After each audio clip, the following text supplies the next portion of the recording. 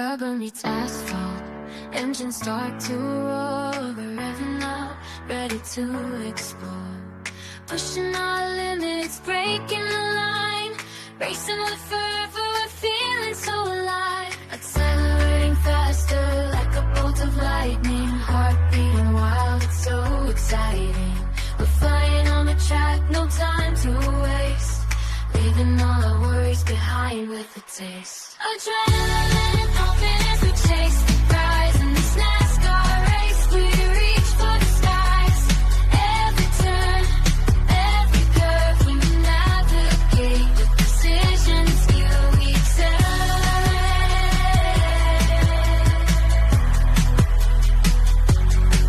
We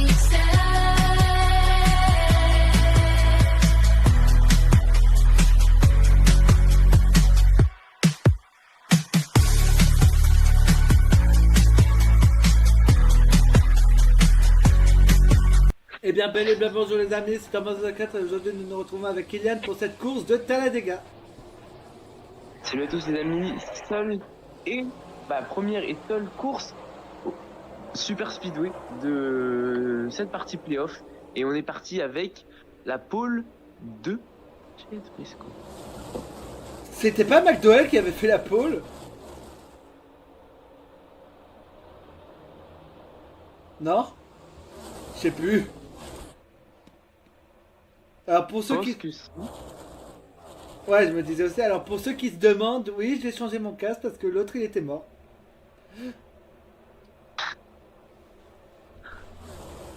Moi j'ai toujours le problème d'ordi, donc pour l'instant je commande sur téléphone et j'espère que mon ordi remarchera, enfin surtout le micro de mon ordi remarchera pour pouvoir refaire les résumés sur ordinateur parce que c'est beaucoup plus pratique. Et oui. On voit la troisième ligne qui est déjà créée avec Josh Berry qui va mener cette troisième ligne. Qui va rejoindre Denny Hamlin aujourd'hui en finale à Phoenix. Ah, c'est vrai que ça va être intéressant de voir ça parce que Denny Hamlin qui depuis essaie de chercher son titre et ça va peut-être être enfin cette année. Il a 5 victoires de mémoire Denny Hamlin. Non, 6. 6. Avec 6 celle victoires, de la c'est ça, semaine dernière, c'est 6. Tout à fait, il est déjà bien cette année, Denny Hamlin. C'est sa meilleure saison. Une fois, il avait fait 6, je crois, 5, non, peut-être, je me souviens un peu si c'était entre 5 et 7 en 2020, avec Kevin Harvick, c'était leur année de domination. Et là, je crois que depuis ça, il n'avait pas fait autant de victoires. Donc il est bien parti et j'espère pour lui qu'il va au moins pouvoir partir à la retraite avec un titre. Oui. Oh, Von Gisbergen, tiens. Gisbergen, il est frustré évidemment parce que il a gagné le routier de Charlotte, mais bon. Il était éliminé. Il n'avait pas au premier round. Du coup, il était éliminé, il pouvait rien faire et. Il aurait pu dommage prêter. pour Oh, lui, les arrêts au c'est- stand. Oh, les arrêts au stand, est-ce que tout va bien se passer? Tout à l'heure de bien se passer. Il y a Reddick qui est arrivé fort à l'extérieur. Il y a Berry qui a dû laisser la place, je crois. Alors, pour ceux qui se demandent.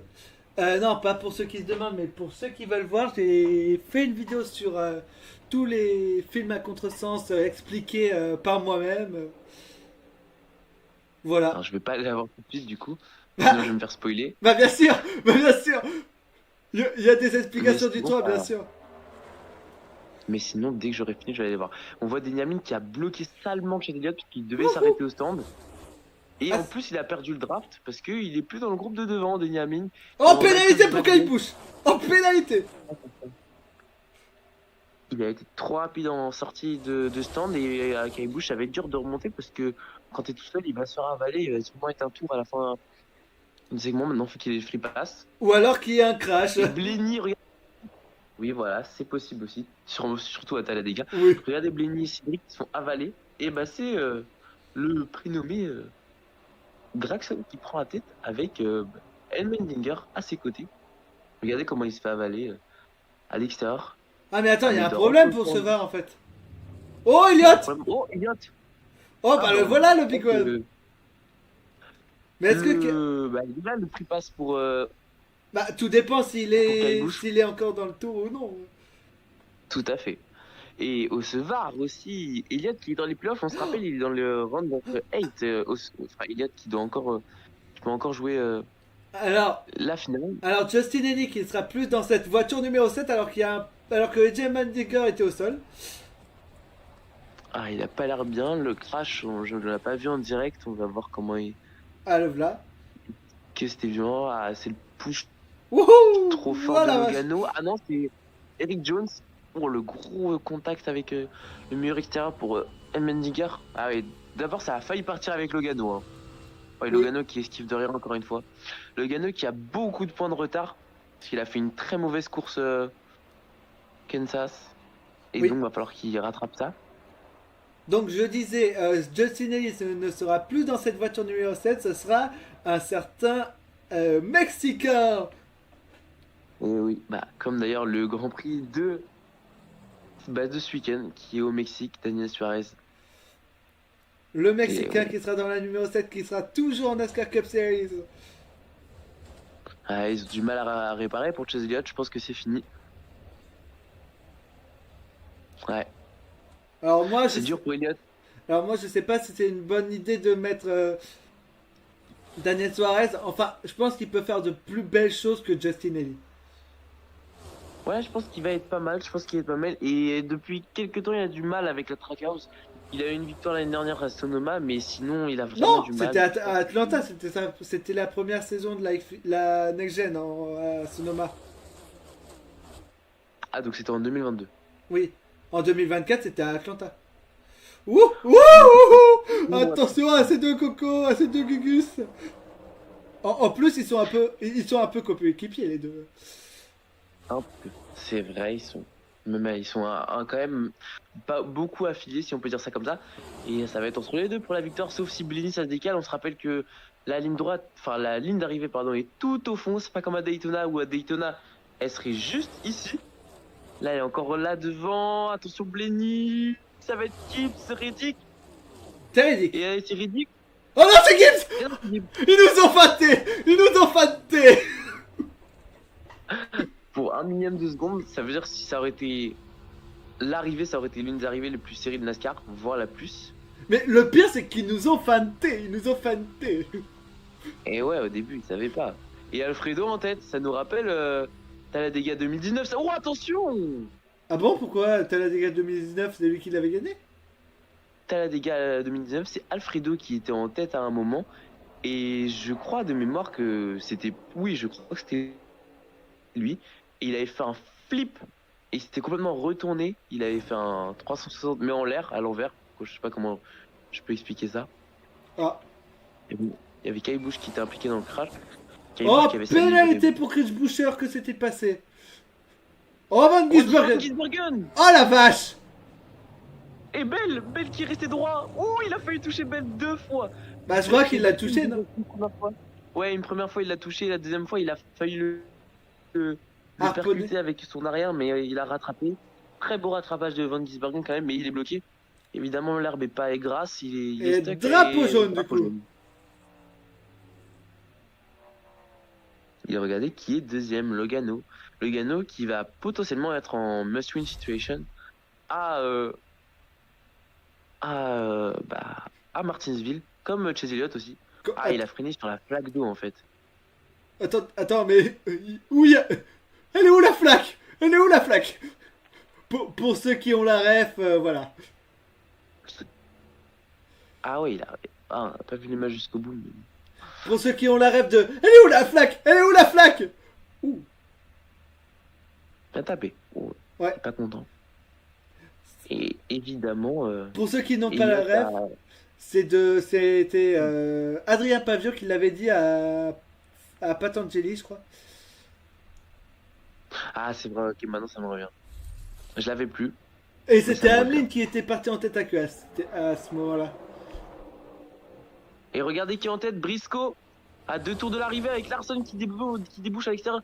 Les Hendrick Motorsport sont venus en force. Vous imaginez, imagine que les Joe Gibbs ils fassent pareil, le même coup que le round 16. Que les 4 passent. Bah non, pas les 4, les 3, mais comme la première, mais comme round 16 où les 3 ils avaient gagné d'affilée. Ça avait Ah oui, commencé c'est par vrai. Briscoe, ensuite Hamlin et ensuite Bell.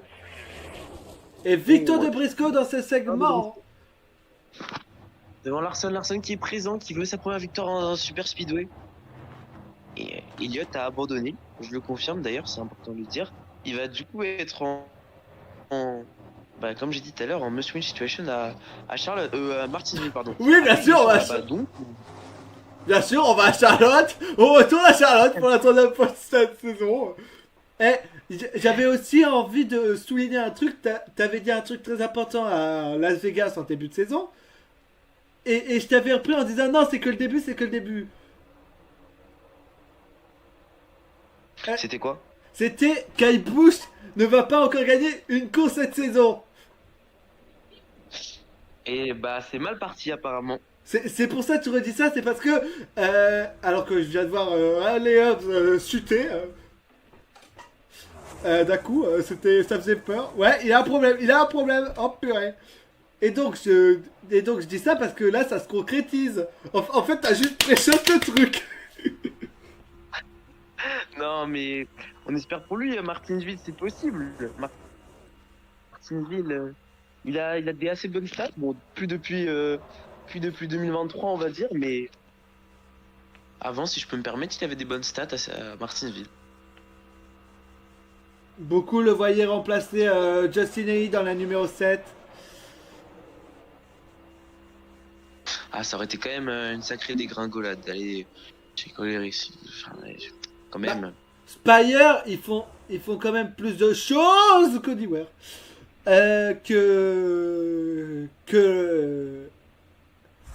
Que la Childress Racing quand même. C'est vrai, mais bon. Bah. Je pense qu'il aurait eu encore moins de résultats, honnêtement. Après, il serait peut-être sorti sur d'autres circuits où la voiture ne compte moins, hein, comme Charlotte où la Spire en général a été fort. Bon, après, c'est plus les pilotes qui sont plus rodés pour peut-être circuits comme ça, avec par exemple Corey Lajoie qui performe souvent là-bas, mais bon. Regardez le push à l'extérieur, Briscoe qui va remonter 4 lignes d'un coup. Corey Lajoie, il est plus en NASCAR. Hein. Corey Lajoie, il est plus en NASCAR Cup. À preuve du contraire. Oui. Mais avant. Ah oui, avant, oui. Bah avant, il performait à Atlanta. Oui, effectivement, c'est pour ça que je dis ça. Il a même failli gagner une course. Ouais, on se rappelle, et c'est Elliott qui l'avait gagné. On est à la barbe des favoris. Non, c'était un favori, je rigole. À l'intérieur. Bouchard qui mène devant Osvar, je crois. C'est vrai qu'il n'y a aucun pilote de chez Kieselowski Racing qui n'a encore gagné une course. C'est vrai. Ou attention, le bloc de Bouchard sur Byron. Et non, ça part, c'était sûr. Aïe. Ouh. Gros choc. Et on va avoir un overtime. Effectivement, overtime. Ah, ça a bien tapé pour Bouchard, c'est fini. J'espère que le choc l'a pas trop secoué. Il a l'air Secoué. Il a l'air un peu souffrant. Que c'est Bouchard. que c'est On revoit le bloc de bail sur Byron. Évidemment, Byron qui arrive très vite et bam, il le pousse mal. Bouchard est pas bien placé. Ouais. Le choc était assez. Il a bien rattrapé quand même parce que sinon ça tapait de front. Bon après c'est leur métier, ils savent faire, mais il Ouais. a bien rattrapé quand même. Patefi, il pensait, il pensait que c'était Osvar, mais en fait, je vois pas pourquoi il pense que c'est Osvar en fait. Ah bah c'est peut-être Osvar qui a poussé Ouais. trop fort Byron, mais forcément Byron n'était pas bien placé pour pousser Bouchard. Bah oui. C'est un peu décalé. Bah oui, J'ai c'est. l'impression que c'est plus de la faute de Bouchard que de Byron. Ouais, c'est. Non, oui, voilà, c'est plus de la faute de Boucher que Osvar ou Byron, oui. Oui, tout à fait. Et attention, regardez qui arrive à l'extérieur. Wallace qui a déjà une victoire ici, qui veut peut-être en avoir une deuxième. Et Ce serait son record de victoires de la saison. C'est vrai. Bon après, Wallace, il est pas dans une écurie qui performe énormément. Bon après, Riddick fait mieux. Regardez le push à l'extérieur des Toyota qui sont. Oh, Larson. Vraiment... Et c'est passé. C'est fini Il est pour la passé, scène. il est directement- C'est fini pour la Briscoe. scène. Briscoe peut-il le faire? Attention. Est-ce que les trois Joe Gibbs iront en finale de cette saison de NASCAR Cup Series? Pour l'instant, c'est bien parti pour Briscoe. Il faut quand même que Bell gagne la semaine prochaine si Briscoe gagne maintenant. Mais c'est pas fini. Wallace à l'extérieur. Et bien, Byron qui part. Et victoire de Briscoe. Briscoe. Ah purée. 50 points dans les dents. C'est dur. C'est dur pour Byron qui, juste à la fin, par un TQ qui va finir très loin. Pour les playoffs, ça va faire très mal à Byron. Il va falloir surveiller à Martinsville. Surtout qu'il a prévu pas tellement de circuit. Et ben justement, on va se retrouver. Justement, on va se retrouver à Martinsville pour la dernière course de pour l'avant-dernière course de cette saison, avant de retrouver, Et oui. avant d'aller en finale à Phoenix. Et oui, l'avant-dernière course, on est déjà là. Je me rappelle que début de saison 2025, ça avait été exceptionnel avec Thomas 04 justement. Et là, on est numéro 10 là-dessus. C'est déjà bientôt la fin. En tout cas, Bye bye.